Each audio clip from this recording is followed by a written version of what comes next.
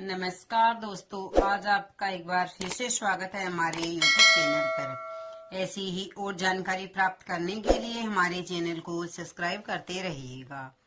देवठनी एकादशी पर ये एक सब्जी जरूर खा लेना, दौड़ी चली आएगी माँ लक्ष्मी। आज हम चर्चा करेंगे साल की सबसे महत्वपूर्ण एकादशी देवठनी एकादशी के बारे में। यह एकादशी विशेष रूप से चमत्कारी मानी जाती है और माना जाता है कि इस दिन किया गया हर उपाय कभी निसफल नहीं होता है। देवठनी एकादशी का व्रत समृद्धि, सुख और धन दौलत का द्वार खोलता है।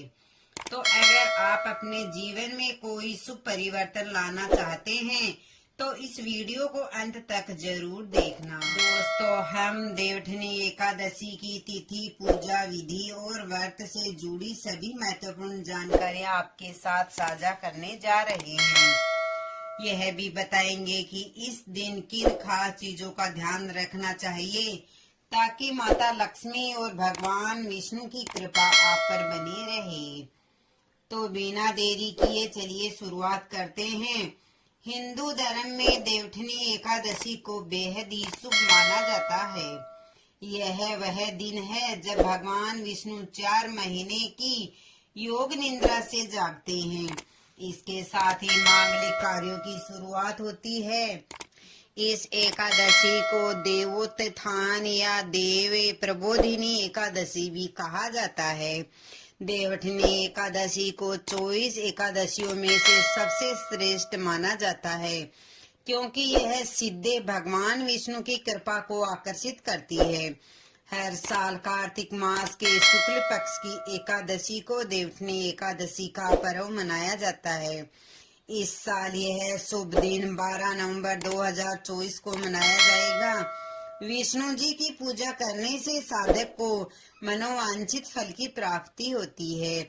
इस दिन लक्ष्मी जी की पूजा भी बेहद लाभकारी मानी जाती है। देवठनी एकादशी पर व्रत धारण करने के कुछ खास नियम हैं। इस दिन व्रती को जल और फलाहार का ही सेवन करना चाहिए। अगर स्वास्थ्य समस्या है तो एक समय फलाहार किया जा सकता है। इस दिन प्याज, लहसुन, मांस और मदिरा का सेवन करना वर्जित है। केवल सात्विक भोजन करना ही चाहिए। इस दिन चावल और चावल से बने खाद्य पदार्थ नहीं खाने चाहिए क्योंकि इसे शुभ नहीं माना जाता है। ओम नमो भगवते वासुदेवाय मंत्र का जाप करना चाहिए। इस दिन एक विशेष पूजा की जाती है। गन्ने का मंडप बनाएं और उसमें भगवान विष्णु का चित्र या मूर्ति स्थापित करें। उनके चरणों के चिन्ह लगाएं जो ढके रहने चाहिए। भगवान को फल, सिंगाड़ा, गन्ना और मिठाई अर्पित करें। घी का एक दीपक जलाएं और उसे पूरी रात जलते रहने दे। भोर में भगवान के चरणों का स्पर्श करें, कीर्तन करें और व्रत कथा सुनें। इस पूजा से भगवान विष्णु की विशेष कृपा प्राप्त होती है और इसके बाद सभी मांगलिक कार्य प्रारंभ किए जा सकते हैं। भगवान विष्णु की जागृति के बाद उनके शालिग्राम रूप का तुलसी माता से विवाह भी संपन्न किया जाता है।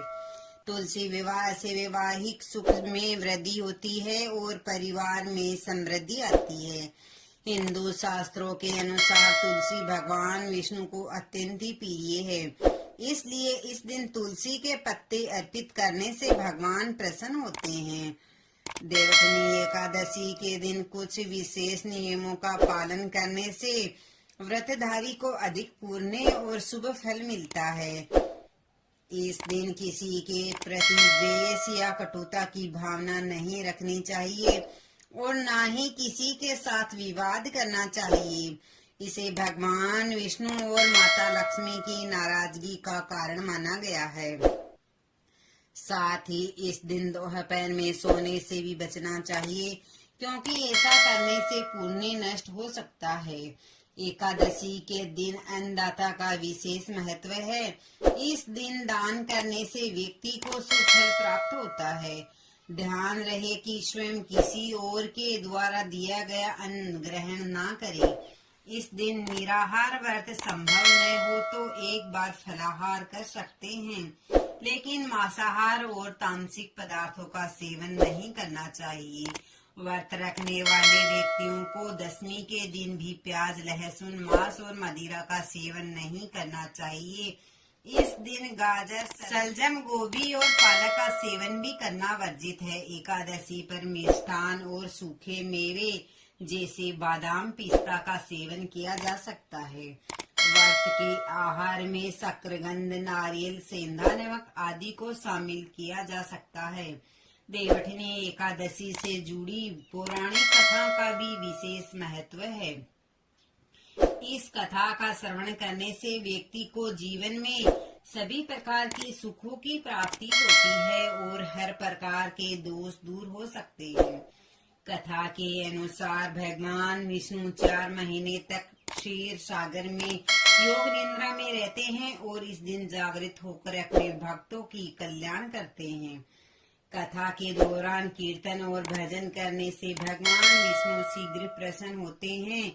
इस वीडियो में हम आपको बताएंगे कि देवठनी एकादशी पर कौन कौन सी चीजें करनी चाहिए और किन चीजों से बचना चाहिए, ताकि आपके जीवन में सुख, समृद्धि और शांति का वास हो। धार्मिक मान्यताओं के अनुसार देवठनी एकादशी के दिन तुलसी के पौधे को स्पर्श नहीं करना चाहिए, क्योंकि इस दिन तुलसी और भगवान विष्णु के शालिग्राम स्वरूप का विवाह होता है। ऐसा भी माना जाता है कि इस दिन तुलसी पर जल नहीं चढ़ाना चाहिए, क्योंकि यह तुलसी माता का उपवास माना जाता है और जल चढ़ाने से उनका उपवास टूट सकता है। सुबह उठकर स्नान करें, फिर सूर्य देव को धैर्य अर्पित करके एकादशी व्रत का संकल्प ले। इस दिन भगवान विष्णु की पूजा के दौरान दूध में केसर मिलाकर उनका अभिषेक करें और फिर विधि पूर्वक आरती करें। ऐसा करने से भगवान विष्णु प्रसन्न होते हैं और जीवन में सुख, समृद्धि प्रदान करते हैं। इसके अलावा स्त्रियां सौभाग्य की प्राप्ति के लिए व्रत रखती है और विष्णु सहस्त्र नाम का पाठ करती है। देवठनी एकादशी के दिन भगवान विष्णु को सफेद रंग का भोग लगाना विशेष फलदायी माना जाता है। इस दिन खीर या सफेद मिठाई अर्पित करने से भगवान विष्णु प्रसन्न होते हैं। इस दिन तुलसी माता को लाल रंग के वस्त्र अर्पित करना भी बहुत ही शुभ माना जाता है।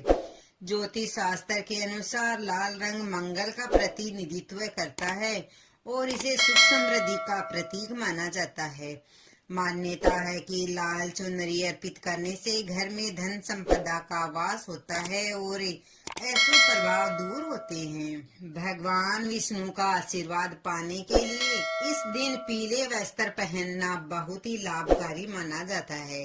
नहाने के पानी में एक चुटकी हल्दी डालकर स्नान करें और इसके बाद पीले वस्त्र धारण करें। यह आपके करियर और जीवन में शुभता लाने का एक प्रभावी उपाय है।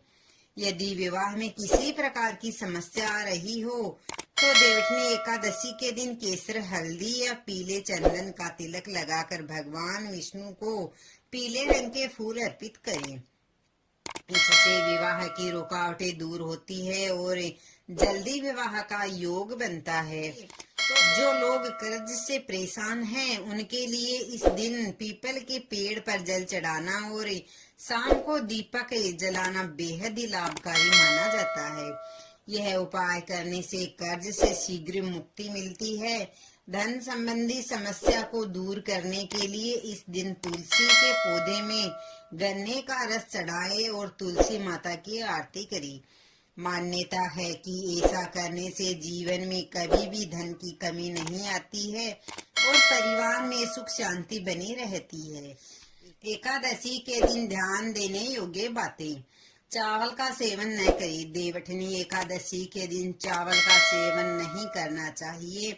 ऐसा माना जाता है कि इस दिन चावल का खाने से अगले जन्म में व्यक्ति को कीट बनना पड़ता है। देवठनी एकादशी के दिन पीले वस्त्र, मुरली, गेहूं, मक्का, बाजरा, शंख, मूंग, शकरकंद, गन्ना आदि का दान करना शुभ माना जाता है। ध्यान रखें कि दान करने के बाद इसका जिक्र किसी से न करें, क्योंकि गुप्त दान का महत्व अधिक माना जाता है। कथा के अनुसार एक बार माता लक्ष्मी ने भगवान विष्णु से कहा कि वे हमेशा जागते रहते हैं और इस कारण से देवता उन्हें सेवा देने में थक जाते हैं। इस पर भगवान विष्णु ने योग निद्रा में 4 महीने सोने का निर्णय लिया ताकि बाकी देवताओं को भी विश्राम मिले और संसार में संतुलन बना रहे। इस दिन की पूजा और व्रत से भक्तों को भगवान विष्णु की कृपा प्राप्त होती है, जिससे उनका जीवन सुखमय और समृद्ध होता है। इस दिन दीप दान करने का भी महत्व है। घर की छत पर दीपक जलाएं और रात को सभी स्थानों को रोशन रखें। मान्यता है कि ऐसा करने से घर में सुख शांति और समृद्धि बनी रहती है। अब हम बात करेंगे देवउठनी एकादशी के दिन तुलसी शालिग्राम विवाह के महत्व, इससे जुड़ी पौराणिक कथा और कुछ अद्भुत उपायों के बारे में जो आपके जीवन में सुख समृद्धि और धन दौलत का प्रवाह करेंगे। देवउठनी एकादशी का यह पावन पर्व हर वर्ष कार्तिक मास में आता है और इसे हिंदू धर्म में अत्यंत ही शुभ माना जाता है। इस वीडियो में हम तुलसी शालिग्राम विवाह की पौराणिक कथा और इसे करने से होने वाले आध्यात्मिक लाभों की भी चर्चा करेंगे। साथ ही यह जानेंगे कि किस प्रकार यह दिन आपके जीवन में सौभाग्य और समृद्धि ला सकता है। तो दोस्तों अंत तक इस वीडियो को जरूर देखें और हमारे चैनल को सब्सक्राइब करना ना भूलें। तुलसी शालिग्राम विवाह का महत्व। देवउठनी एकादशी पर भगवान विष्णु जिन्हें शालिग्राम के रूप में भी पूजा जाता है का विवाह तुलसी माता से संपन्न होता है। तुलसी और शालिग्राम का यह पावन विवाह एक शुभ मंडप के नीचे विधि विधान से संपन्न किया जाता है। विवाह के दौरान विष्णु सहस्त्र नाम और नामाष्टा का पाठ किया जाता है, जो इसे और भी शुभ माना जाता है। धार्मिक मान्यता है कि इस विवाह को संपन्न करने से परिवार में सुख समृद्धि का वास होता है और पौराणिक वैवाहिक जीवन में सुखशाली आती है। कार्तिक मास में तुलसी का पौधा दान करने का भी विशेष महत्व है। यह पृथ्वी लोक का सबसे पुण्यकारी दान माना गया है। तुलसी के पौधे को कई नामों से पुकारा जाता है। वृंदावनी, वृंदा, विश्व पूजिता, विश्व पावनी, पुष्प सारा, नंदिनी, कृष्णा जीवनी और तुलसी। यह सभी नाम तुलसी के महत्व को दर्शाते हैं। भगवान विष्णु की पूजा में तुलसी के पत्ते अर्पित करने का होना आवश्यक होता है और इसे भगवान प्रसन्न होकर अपने भक्तों को आशीर्वाद देते हैं। एक बार एक राजा अपने राज्य में एकादशी का व्रत रखते थे और सभी लोगों को इस व्रत में शामिल होने के लिए प्रेरित करते थे। उनके राज्य में एकादशी के दिन न सिर्फ मनुष्य को बल्कि पशुओं को भी अन्न नहीं दिया जाता था। एक दिन एक अन्य राजा से एक व्यक्ति नौकरी की तलाश में राजा के पास आया। राजा ने शर्त रखी कि उसे एकादशी के दिन भोजन नहीं दिया जाएगा। व्यक्ति ने शर्त मान ली, लेकिन एकादशी के दिन उसे फल दिए गए तो उसने कहा कि यह पर्याप्त नहीं है और उसने अन्न की मांग की। राजा ने उसे आटा, दाल और चावल दे दिए। वह व्यक्ति नदी में स्नान कर भोजन तैयार करने लगा और भगवान को आमंत्रित करने लगा।